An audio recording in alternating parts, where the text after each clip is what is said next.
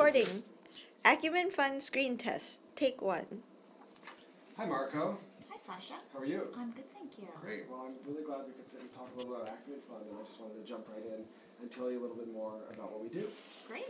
So, just to give you a sense of the market that we work in, what we like to think of is a world of 6 billion people, or 22 of the United States. And where we work and the markets that we really focus on are these two groups of people down here. One group of people makes about $1.10 a day. And another group of people makes about $1.85 a day. And these two groups of people represent about a third of the world's population. And in the broadest level, what we want to do is find a way to take these people and bring them into the world economy. We want to see what it would take to take these people and say, what if they made $2 a day or $3 a day in a really broad, systematic way? And just as a point of reference for us, sitting here, this top 300 million people in the world, they're making about $100 a day. And this little people here, state of Alaska, they make about $5,000 a day. So we're living in a world of a lot of inequality, and we're really trying to answer these questions. So before starting with that, I just wanted to talk a little bit about mom and pop stores, because that's really how we think about the problem. So, mom and pop stores, the problem with mom and pop stores that want to grow really big and become franchises is not the first store or the second store, it's the third store. And so what do we mean by that? Well, the first store mom can run, and the second store pop can run, but then trouble starts with the third store because neither mom nor pop can run that store.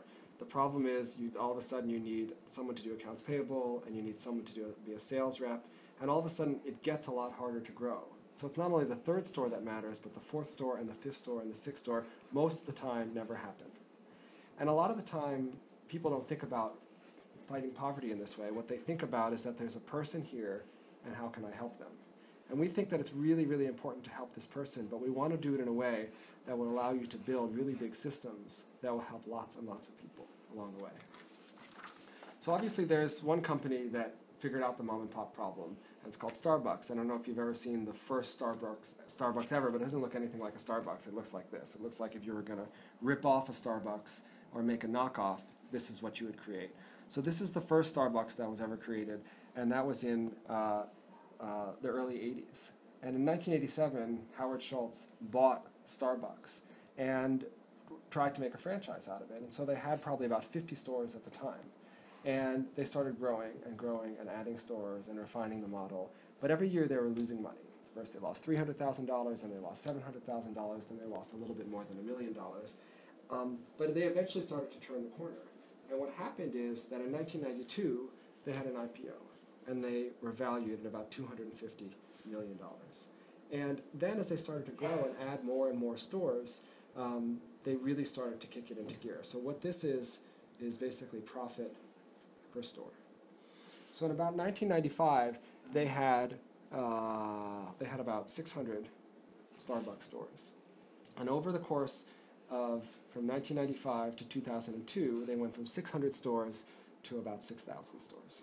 And in that period of time, you can see that they did a pretty good job of being pretty profitable. So every store they added, things got better, it made money, it gave them money for the next store. And then all of a sudden, what's really interesting is when they went from 6,000 stores to 15,000 stores, the thing took off. So they're already doing well and making money, but all of a sudden they go to numbers like this. So that's what turning the corner can start to mean. And then the other interesting thing about the story is, what a really big success story. This took 20 years. This took from 1987 to 2007 to go from nothing to 15,000 stores. So that gives us a little context to kind of how we're thinking about these problems. And just to bring it back more specifically to the kind of things we do, we think a lot about the problem of safe drinking water. So going back to those 6 billion people in the world, actually 1 out of 6 of them don't have access to safe, clean water to drink. It makes them sick, it gives them diarrhea, it keeps them out of school. I'm sure you've heard a lot about this. And on top of that, even worse, is there's probably another 1.5 billion people or so who also don't have access to safe sanitation. So this is a really, really big problem and a really hard problem to solve, basically for half of the world.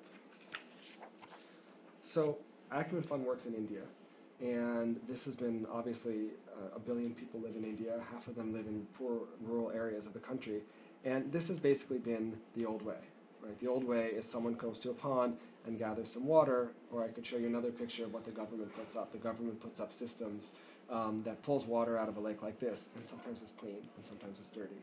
And so when Acumen Fund came to India, we started to get involved in the conversation about water and whether or not you could build systems that would pay for themselves so you could pay for the next system. And the government of India came to us and said, water should be free and nobody should be paying for it. And we said, well, we agree with you, but if this is a water that is free, then there has to be another way. So rather than doing that, we thought, is there a way to invest in clean, modern, really, really cheap systems where people come and they buy safe drinking water and take it home? And so this is what these systems look like. And again, they're modern, they use ultraviolet filtration, they're clean, and each one of these systems, if you imagine a system here, there's a village of about 2,000 to 3,000 people who can be served by this drinking water. So we made an investment in a company called Water Health International. We put in $600,000 for them to enter the country. And what's interesting when you make an investment in something rather than giving a grant, it's not just that it's a different kind of capital, but there's a different kind of feedback loop that happens. So the first systems looked a lot like this. They were, they had this giant pyramid because they thought it'd be interesting if people could see them from really far away. They were concrete, and it turns out they were pretty expensive. They cost about $50,000 to build one of these systems. But what's interesting when you use the market as a feedback device, and when people have to come and buy the water, you discover really quickly if something like this works, and you discover really quickly that no, that's not what works. What you need is something that looks like this, which is cost about $25,000 to build, which is cheaper to set up, which uses easy to access local materials. And this is just one of 100 things that changed over time because these people were using a market-based approach rather than kind of doing this, giving something away, and never really hearing back from anybody or hearing back from the system whether or not the thing was working. And so the reason that gets to be exciting is, again, we invested around here, and we invested about $600,000 of equity for them to get started in India. And when I got to Acumen Fund, I got to Acumen Fund right around here. So they had about 30 of these systems installed. And somewhere along the way, they learned a lot of these lessons. And then they started to grow, and they started to grow, and we put in more money into them. We put in, we did a loan guarantee here of $300,000, and then we did another loan guarantee here of about $1.4 million. So we kept on putting different kinds of money in.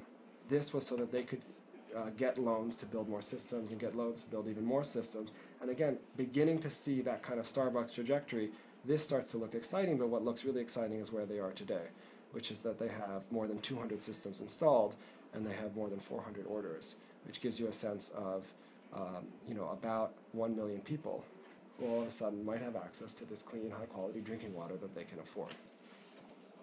And then over time, what starts to happen is this, which is that you had your systems and they were expensive and you were learning a lot, and then you start to edge into this direction.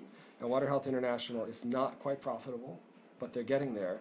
But the question really becomes, as you get closer and closer to this line, each dollar that you're investing in this company is going to have more and more of an impact. And of course, the place we want to see this thing go is up here. And what you never know with this is it going to go here? Is it going to go here? Is it going to go here? But regardless, as you start getting closer to this line, the amount of money you have to put in to get the next person safe drinking water is going down. And that's what we'd like to see. And I think the last piece that's probably really exciting about this for us is this is what we put in. This is the equity, this is the loan guarantee. But because the thing started to work, this is the capital that actually has been brought into Water Health International. So the International Finance Corporation came in and put in money. Dow Venture Capital came in and put in money. And so as an investor in Acumen Fund who is finding this, who is nurturing it and helping it grow, you're getting 10 times the capital in Water Health International coming in for every dollar that you put into the company. And so on a personal level, what does this mean for somebody? Well, let me just tell you about this gentleman right here who our CEO got to meet when she was visiting a Water Health International plant. He said he was actually the first customer that went the day that the system had been installed. And he had been going 20 miles every day and spending $20 rupees to buy 20 liters of water.